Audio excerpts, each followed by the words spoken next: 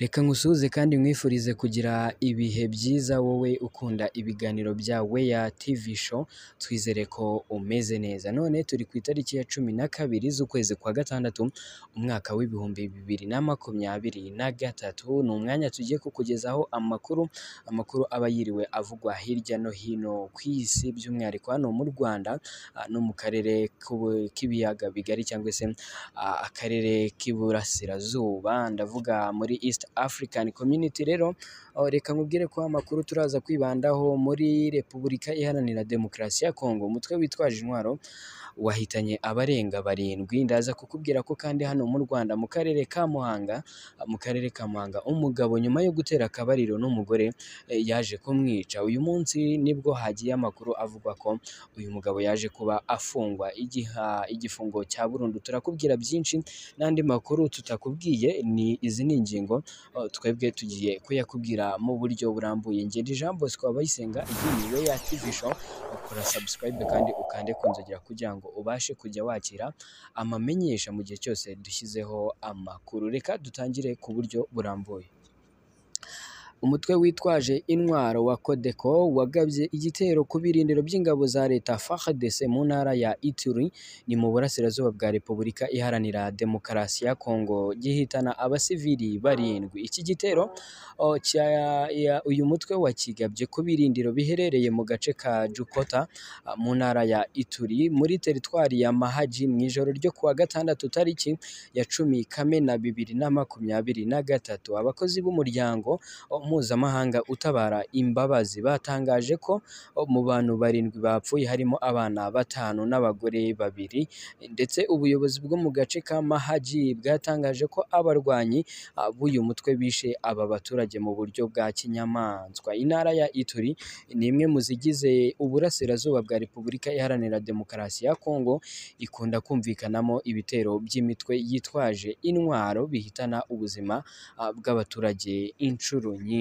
Muri Repubulika Iharanira Demokarasi ya Kongo hakunze kumvikanamo ibibazo by'umwihariko iby'umutekano muke, ahanini ushingiye kutumvikana kw'ingabo z'igihugu za Repubulika Iharanira Demokarasi ya Kongo RDC ndetse n'ingabo z'umutwe witwaje intwaro M23, aho Repubulika Iharanira Demokarasi ya Kongo ikunze kugaragaza uyu mutwe wa M23 nk'umutwe uterwa inkunga n'u Rwanda, ndetse kandi uyu mutwe ukaba utifuriza ibyiza Repubulika Iharanira Demokarasi ya Kongo. Binyuze kuri Perezida Felix Antoine Tshisekedi, uyu yatangaje ko rwose nta na rimwe azigera ajya mu biganiro bwumvikane n'uyu mutwe, ko ahubwo bagomba gushaka uburyo ki bwose bwo kuba barwanya uyu mutwe wa M23. Ni nayo mpamvu uyu mugabo Felix Antoine Tshisekedi yakunze kujya yumvikana n'ibihugu by'umwihariko byo muri SADC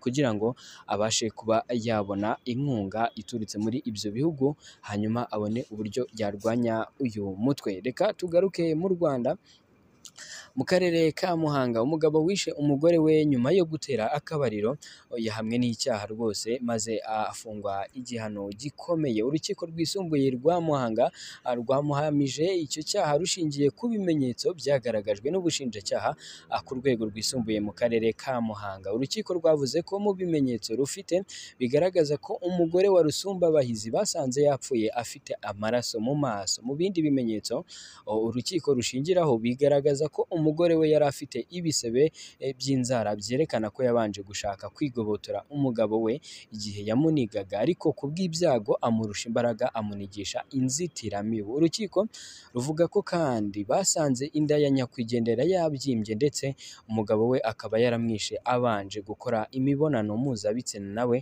ndetse Rusumbabahizi nawe akaba yarabyemereye ubugenzacyaha. Urukiko kandi ruvuga ko ubwicanyi uyu mugabo yakoze rwose ari ndengakamere. Urukiko kandi rukaba ruvuga ko rushingira ku buhamya bwa bamwe mu baturage bari bazi ko babanye nabi n'umugore we, kuko yahoraga yigamba ko inda atwite atazayibyara. Abo batangabuhamya bavuga ko kandi Rusumbabahizi Ezekias hari igihe yakingiranaga umugore we kubera ko amusaba amafaranga yo guhahira urugo bikamurakaza. Urukiko ruvuga ko rushingiye kandi ku busabe bw'umushinjacyaha bw'uko Rusumbabahizi waburanye yemera icyaha akanagisabira imbabazi kugira ngo agabanyirizwe ibihano, ariko rukavuga ko icyaha yakoze yari yakigambiriye kandi yishe urupfu rubi umugore we kuko yasize amwambitse ubusa. Urukiko rukavuga ko ibi ari ubunyamaswa bikaba kandi binyuranyije n'umuco nyarwanda, bityo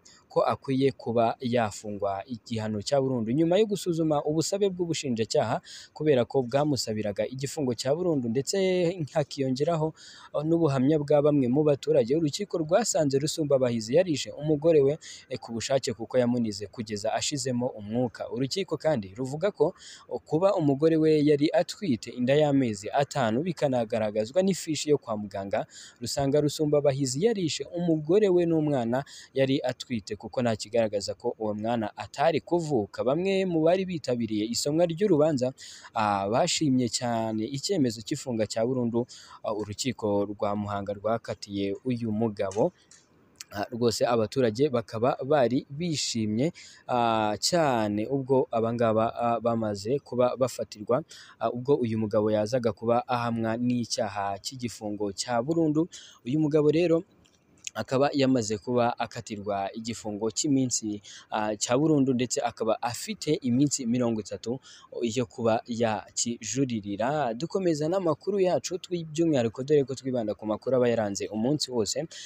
Uwo bita Turahirwa Moses nawe yari mu bantu bagarutsweho cyane uyu munsi, aho uyu mugabo yaje kuba nawe ajya mu rukiko aho yagombaga kuba aburana rwose nyuma y'ibyaha birimo gukoresha ibiyobyabwenge, ibirimo ibyo gukoresha impapuro mpimbano. Ibyaha uyu mugabo Turahirwa Moses washinze inzu y'imideri, uyu mugabo kuba atabyemera, ariko kuri iyi nshuro ubwo yari ari mu rukiko rw'ibanze rwa Nyarugenge yaburanye asa nk'uri gutakamba ndetse asaba urukiko kumugirira imbabazi akaburana arekuye adafunze, dore ko yari ari kujuririra iminsi 30 igifungo cy'iminsi 30 y'agateganyo. Uyu mugabo Turahirwa Moses yarize amarira yo kwarika, arira amarira y'abana ubwo yari imbere y'urukiko avuga ko adafite ubushobozi bwo kuba rwose